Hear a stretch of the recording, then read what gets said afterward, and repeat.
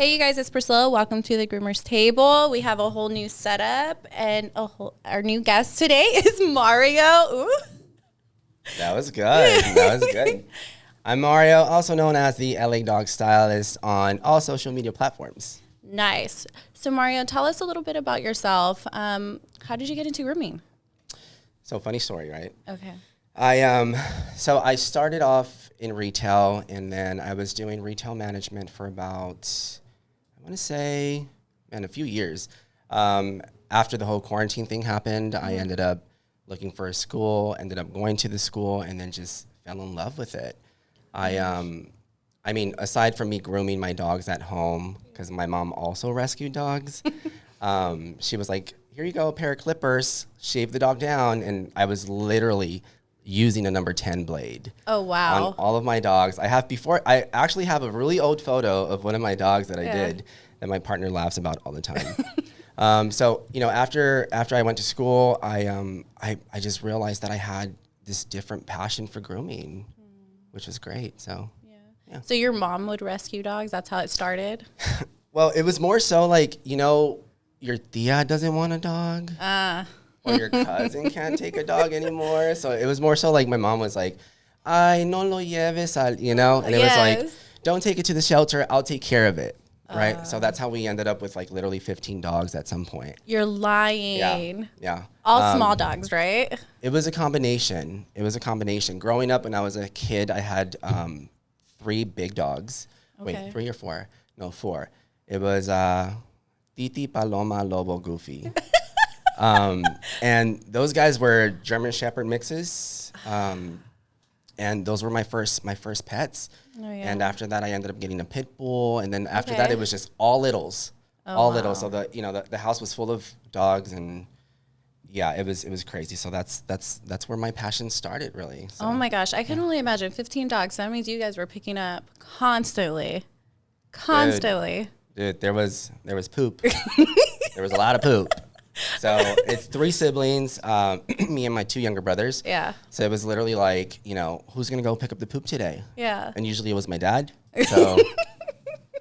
And you guys all did the grooming at home? Yeah. So it was literally me on the floor doing, the shave downs with the number 10. I mean, we, growing up, my parents, we didn't have money like that. We didn't even, honestly, like, grooming wasn't even an option for my parents. It was more so like, we have these dogs and we're going to take care of them however we could. Yeah. And they did a pretty good job at it, because it was, they had me as a groomer, and they had all the remedies that anybody else, your tias or your tios, when your dog gets sick, give them olive oil. Or whatever that whole situation is, it was more so that. Yeah. But, our dogs live to be senior dogs and lived a good life. So that's where my whole passion started. So. At home. At home. Yeah, that's 15 awesome. 15 dogs, so. Yeah. And then so you went to school, you said, right? Yep. Okay, so where'd you go to school at? I went to West Coast Grooming Academy. Okay. Basically, they teach you all of the, they teach you a basic skill, but it's also the safest way on how to groom a dog, which is great, because that's exactly what I needed. Like, going into school, I was like, oh my God, so this is how you bathe the dog. Or, oh my God, there's a 7 blade, you know what I mean? Like, stuff like that, where I was just like so mind blown that grooming was all about. Yeah. And so, I started learning, all these tools that I needed, and I started going a little bit more expensive here and there, and a little bit more expensive there. My first pair of shears were actually off of Amazon. So it was like $40? $40 for like 4-pack. And you're just kind of like, okay, cool. Like, I'm going to really try to, like, use this to my advantage, because this is going to be like an art piece of a dog, But yeah, that's where I went, and where it got me to where I'm at now. Yeah. Okay. And so then I remember seeing you on Instagram, and I remember what I noticed first was the background, and like just like your cool videos. Yeah. And then I don't remember how I found out. Oh, when I saw you at Groomers Pro, and you were talking about your rescuing and things like that. That was really all new to me. Yeah. How'd you get into that? So the location that we're at now is well, they have multiple locations, West Coast. But I'm really lucky to be inside Wallace Annenberg Pet Space, which is an adoption center. Nice. It's basically a super pretty, it's a shelter essentially, but there the dogs literally have suites. So it's cute little hotel rooms where they're in. They have an incredible team with, marketing team, animal care. Everybody that works under that facility is like, there for that animal. Yeah. So all my cool videos are literally inside West Coast Grooming Academy where we teach. And, the background is like super clean, super. Yeah, really beautiful. Beautiful. Yeah. So I got into rescue because I started working with Wallace Annenberg Pet Space dogs. Mm-hmm. Excuse me. Okay. So literally it was like, oh, hey, we have a dog coming in, like it needs some grooming, but, we can't have, a student do it because it's going to need a little bit more, whatever it was. Okay. I do have one video that went just bananas. It's the panda video. Mm-hmm. So this dog was coming out from a shelter out in Lancaster. And here, sorry, let me drink some water. It's okay. I know, I'm telling you, this is why we gotta have water because our mouths be getting dry. It's so dry, oh my gosh. Especially with like all the talking. It's gonna happen. Jesus Christ. All right. So the dog came from Lancaster. Pet Space basically pulls from LA, LA County shelters. And I got a text message, and it was, one of the girls that works up in marketing. She was like, I have a surprise for you. And I kind of already knew what was going on because I had seen this post through another volunteer that I follow. Okay. And the minute she, because she tagged me first, she was like, hey, can't wait for, the LA dog style. It's glow up. So I looked at the dog, and the dog was completely matted. Like, I didn't even really know what was under there, right? Yeah. So the dog comes to Pet Space, and, I'm thinking like, whoa, this is going to be an opportunity for people to really see a transformation. Yeah. Going from a dog in the street to this cute little thing, whether or not, I shaved it, it doesn't matter. Like the general public does not care. Yeah. So it was this whole thing that it wasn't even strategically planned. It was like one person posted the dog, another person posted the dog, and then I posted the dog. So all this traffic started coming in from all kinds of corners of, social media. And I mean, it was like at 100 million views. Oh, wow. I was literally on my way to like work, and I was like looking at my followers, and I was like, this is crazy. We were in Mexico City, and I was just, I was telling my partner, like, this is insane. Like, how are people like reacting to this? It's not even like a cute groom. No. Like it's emotional. It's like it. Yeah. So again, it's like, having to have the opportunity to know a skill that I learned for something like this, I was just blown. I was blown. Yeah. So and to use it on like the dogs to like, give them a new start. Yeah. And, that's I think that's the interesting thing, right? That a lot of people that go to shelters are uninspired to see a dog that's matted or a dog that is in a certain, condition, right? Yeah. But there's a transformation. There's a transformation for every single dog. And for me, the most important thing that I want to be able to share with people is give them the chance, give them the opportunity, because there's shelters that are drowning with, super cute, fluffy white dogs. Yeah. But they're just matted. Yeah. So, yeah. So is that your drive? My drive is a little bit different, right? My drive is the shelter dogs. My drive is seeing these dogs out in the street and me giving them the opportunity to be seen in a different light. Yeah. Right. So to our advantage, I feel like, social media is huge, right? Yes. I want every single person to see like what it is to transform a matted dog into, I don't care if it's naked. Yeah. Like, I don't care if it's shaved. Yeah. Like, whoever's going to judge the little hair that's coming literally right off of Panda's ear and send me a message, I don't care. You're lying. Dude, it was like a real thing. They were like, oh, there's a hair missing, like, that you didn't get over. I'm like, get a life. Dude. Yeah, like what? But, you know, it's that's my motivation. Like, shelter, my motivation is, you know, helping the animal. And this is something that I, you know, really found in creating these moments. Because I first started, like, you know, I literally said, well, let me create these moments for customers. Let me create a cute little video for them so that they can be like, oh my God, my dog, this is a memory, you know? And then my very first dog that I did for, you know, Pet Space, I was like, oh my God, I can really contribute to this dog's, like, you know, experience in being adopted, because you're capturing moments in a salon where the dog could be, you know, having a good time. Yeah. And people are like, oh my God, that dog does so well when it's being bathed. Yeah. You know? And so, you know, again, with the marketing team that they have on their end, they're literally reposting different types of videos that really people can see a different personality on these dogs. And yeah, it's incredible to me. That must feel like really good to know that you took a part of that dog's like adoption, process. It was, sorry. It's okay. It was great because it was literally like when they put the dog up for adoption, it had created so much like hype. Yeah. Right? The dog was up for adoption. They literally got a call and they were like, what time do you guys close? And they were like, we will stay open. Aww. And, you know, Panda went to a great family, which is incredible. That's awesome. You know, they interacted with the dog. The dog was just, you know, little skinny little, you know, Aww. dog that was shaved, but, you know, they were able to see that the dog had, you know, potential in being a fluffy dog. Yeah.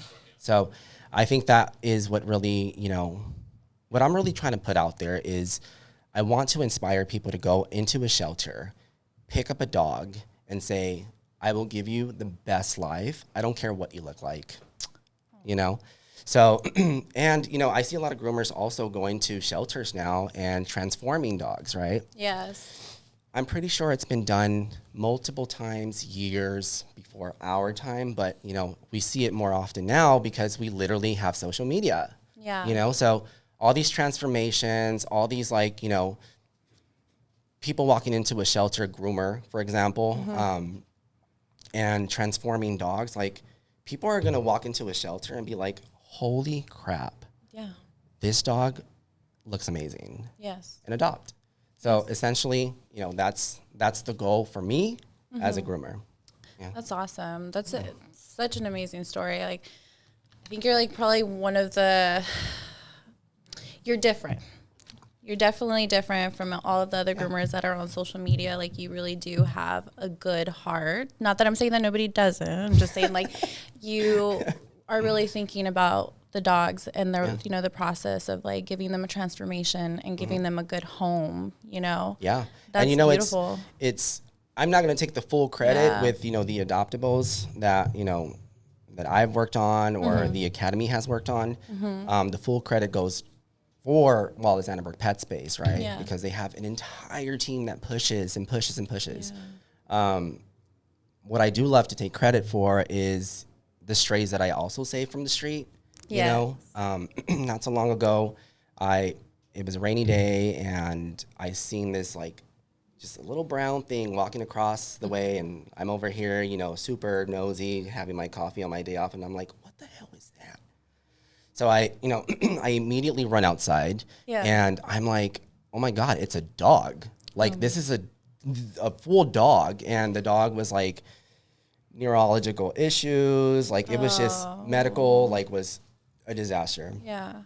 But I go outside and, you know, one of my neighbors is like, oh, is this your dog? And I'm like, no, it's not my dog, but I'm going to help it. Yeah. Right. So, you know, I go outside, grab a blanket, bring her in. I'm literally trying to dry her up because she's like soaked, shaking. I'm like, shit, man, like this is going to be a disaster for, you know, my partner and I. Yeah. Right. So I'm really lucky, by the way, that my partner is so supportive. I was going to ask you that. Crazy, dude, like we have a madhouse, but you know, again, he supports my vision. He supports what it is that I want to do. That's all you could ask for. And you know, but Princess, right? So she comes in, I shave her down, and I'm like posting her on social media, like missing dog, lost dog, whatever, you know, ads that you see on different resources of social media, and nobody comes forward.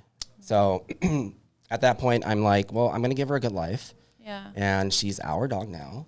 And I mean, she lived for about maybe 6 months before things just started turning. Aww. And, but you know, thinking about what I was able to do. Yeah. Right? Give a dog a space where they feel safe. Yes. For me was, I mean, that's all I want. Yes. That's all I want, because there are too many dogs that are out there, literally like in my neighborhood, so many cats that are out in my neighborhood. And I think it takes just one person to be like, you know what? I'm going to be the change in my community, and I'm going to try to help in every single way that I possibly can. Okay. Yes, it's expensive, but you know, I don't have much. Yeah. And I try my best. Yeah. So is there any advice that you can give to anybody? Because like, I know I've seen dogs and I've tried to like rescue them or even just approach them. How do you do it?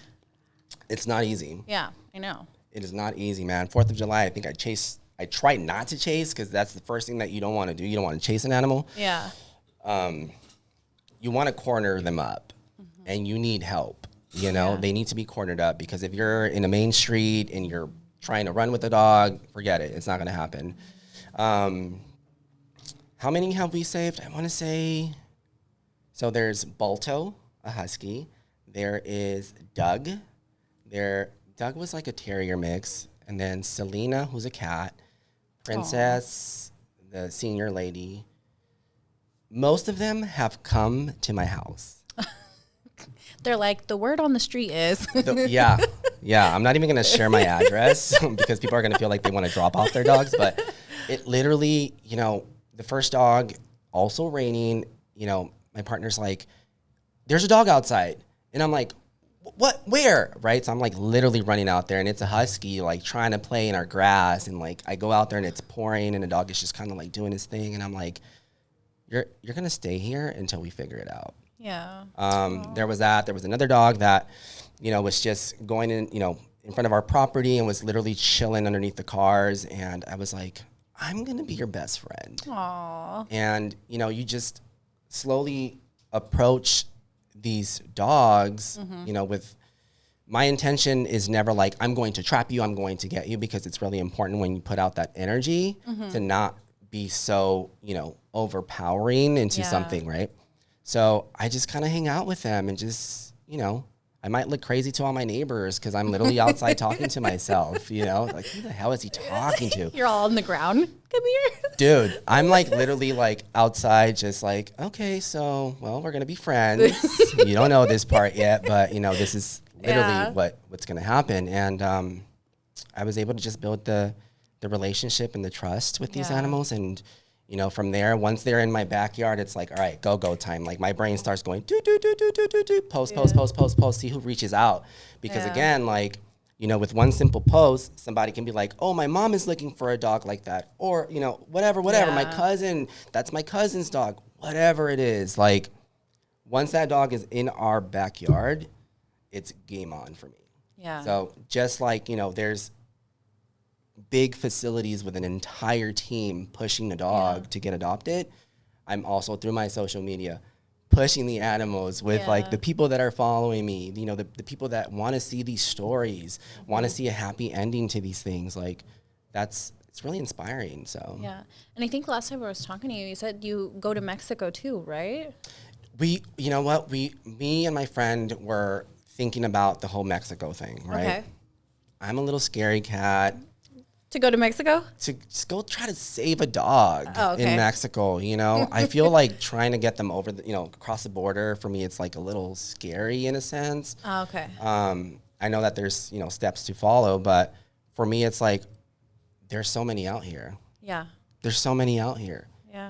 And not that I wouldn't go, but I'm still learning on how to. Yeah, the dogs in Mexico are built a little different. Yeah. But I have an incredible friend who, has done it, And, when she gets out here, her name is Jen. She literally same thing. Like she works as a rescue. She tries to find these dogs. Yeah. So it's one of those, I haven't yet. Yeah. But my goal is endless. Like I want to be able to do it all and have people see these stories and, just stuff like that. So that's awesome. Yeah. And so, I know you teach as well. Yeah. Tell us a little bit about that and how did that happen? So I have an extensive experience in retail.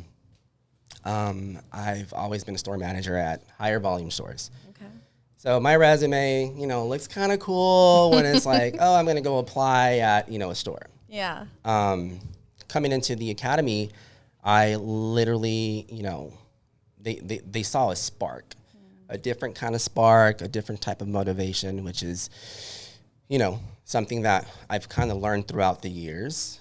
I started working since I was 16 years old, just kind of trying to, socialize myself a little bit more with people. So I build a skill that is taught in retail, right, which is customer experience.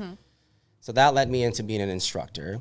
That led me into basically being in charge of, shop manager per se position. And then just teaching students a very, general basic skill, which is, it's incredible because you're building literally the future, right, of a groomer. Yeah. Whether it be a skill that's going to be, Asian fusion, whatever, all that advanced stuff, great. If the student wants to do that, awesome. But you're teaching a skill that you can take into your street. Yeah. You can be like, hey, neighbor, I groom. You know what I'm saying? It's one of those situations where it's like, I can, do my entire block and charge $45. And now I have a full schedule of all these dogs, right? So it's great to be able to, share that knowledge that I learned through West Coast to basically build a student. Yeah. So that's something awesome. Well, my mouth is all dry now. I'm no, you're teaching them a skill that they can have for the rest of their life. Yep. And that is awesome. Yep. And it comes in handy. No, it really does. It comes in handy because, again, some of these, students go straight into a shop, go straight into opening up their own businesses. Or, if it's just a student that wants to be, chilling at home, and who knows, they might get inspired to just look at a dog and be like, I can do that dog. That's awesome. So I think that it comes from different angles, right? Yeah. We teach safety, we teach compassion, which is really important. Yeah. You hear a lot of stories out there in the world that, oh my God, I took my dog to this groomer and, my groomer cut my dog, or, the groomer hit my dog, or, just really interesting things. Yeah. Right. How do you teach compassion to those people? Because, believe me, I teach as well, so I know how it can be with the groomers who are, impatient, who just, they get so irritated at the dog. I think that not a lot of people, I think you guys talked about this topic one time where it was like, do you like dogs or do you love dogs? I think that, you have to love a dog, right? But you also have to think about, dogs are little spirits. Yeah. So you have to have a conversation with people to let them know, listen, we're not in this for the money. Whatever it is that we can get done for this dog is what we're going to get done. If we can't get these nails done, I'm not going to have a dog have a heart attack. No. So there's steps into helping people realize, there's a different approach. We're going to tell the customer, hey, you know what? Try some calming treats, or try some CBD, or go through your vet. So all these things that we, start to reiterate over and over and over, they go, okay, cool. I'm not going to stress out the animal. Whatever it is that I need to, do and complete is going to get completed. I think that is one of the biggest, things that we love to teach them. And people just get it, people just get it. And to be honest with you, if someone is truly passionate about something like grooming, they're going to take it sky limit. Like, there's people that, might go to school and honestly just be like, well, you know what, it's just not for me, which is cool. Like, I mean, whatever. But there's people out there that are also thinking, I want to go help at a shelter. I want to help my community.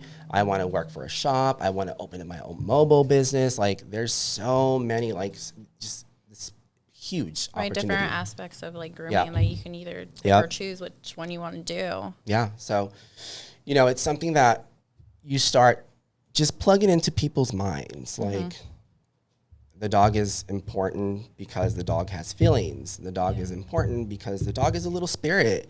Yeah. And if you tell that to your groomer, then they'll start going, you know what? You're right. I have a piece of hair right here that's missing. I have a piece of whatever. It looks like I chopped it up. It doesn't matter. Yeah. I'm really big on, I was really big on the customer experience, which I still am. Yeah. But, creating the experience for the dog is huge. I love that. Yeah. So, if I need to skip that nail, skip it. You're going home. Yeah. Like, that's it. Right. Who cares if the owner is upset at this point? No, like, that's how I am too, though. I'm like, I don't care if they're upset that we didn't do the nails. Like, that dog is not going to go home stressed out. We're not going to do that. Yeah. So, it's a lot of people go, oh my God, my dog is so happy to be here. Oh, what are you guys doing? Like, are you guys giving my dog treats? No, we're just not pushing your dog. Yeah. Like, we're not stressing your dog. Yeah. Like, there's this cute little terrier thing that comes to the shop all the time. Her name is Moo. Oh, Moo. And she's always like, just so excited to wait for the door to open. And she's just like, oh my gosh, I want to go in there. Yeah. And the customer's always like, my dog really loves you guys. Like, what do you guys do? Okay. That's awesome. We're not pushing them to a limit where they're going to be like, well, I don't really like this guy. Yeah. I don't really like this place. What do you do when you have like an aggressive dog? So to be honest with you, approach? Yeah. So just in general, right? There's ways to say, sorry, your dog is just not really behaving too good, and I'm afraid that the dog is going to bite me, or your dog is going to get hurt. Yeah. There's, I like to use the word a lot. Something like, the dog is not eligible. Oh, okay. Sorry. And this is simply for the safety of your dog. I love that. Your dog is not eligible. Yeah, but this is simply for the safety of your dog. Yeah. Yeah. Recently I had a dog bite me. Oh, no. And I called the owner and I was like, hey, I'm really sorry, but, the dog was, I put the muzzle on and it took the muzzle off and it went straight for a bite. And, we need to figure out something. We need to figure out something, right? Yeah. Whether it be, the vet or some CBD, something. Very understanding. He was like, I get it. Thank you so much for even having my dog here the times that you've had my dog. Yeah. But, it's, again, using the word, sorry, your dog is just not eligible, and it's simply for the safety of your pet. People are like, oh, wow, these people really care. Yeah. So, that, to me, speaks more than trying to be like, well, you did it last time. What's up? Yes. He didn't try to bite you last time.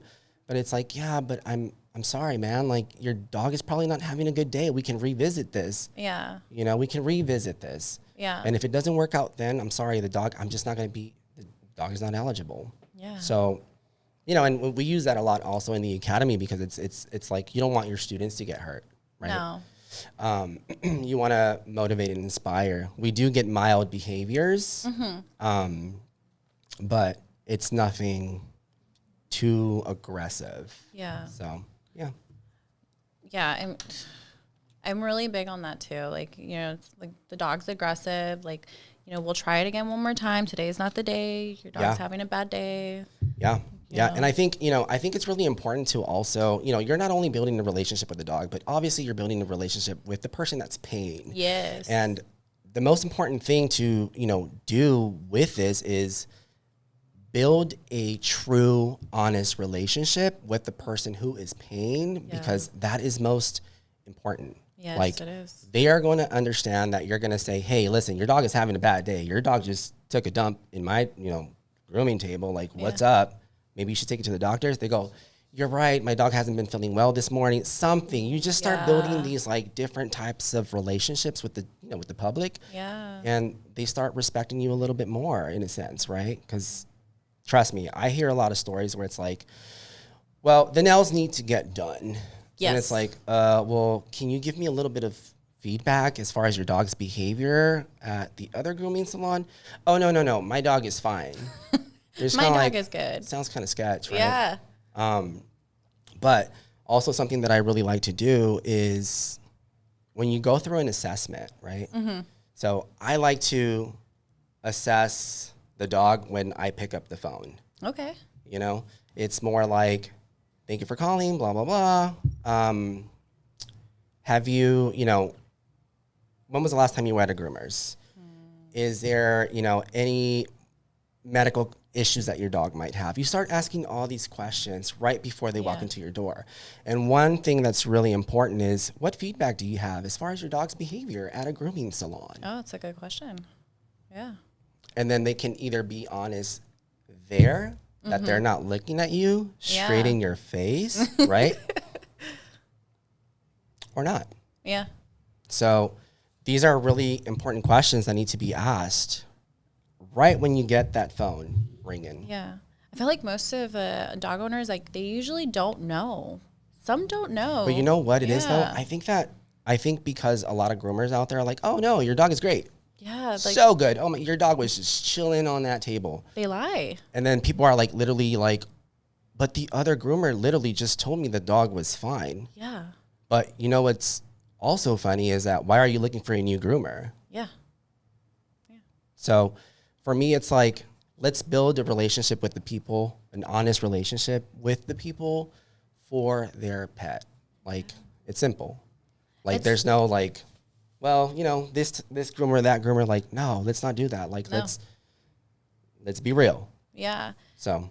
What's funny, though, is that we have customers who are like, oh, no, my dog's good, and the dog's totally bad. But then we have customers who are like, my dog is so bad, and the dog is so good.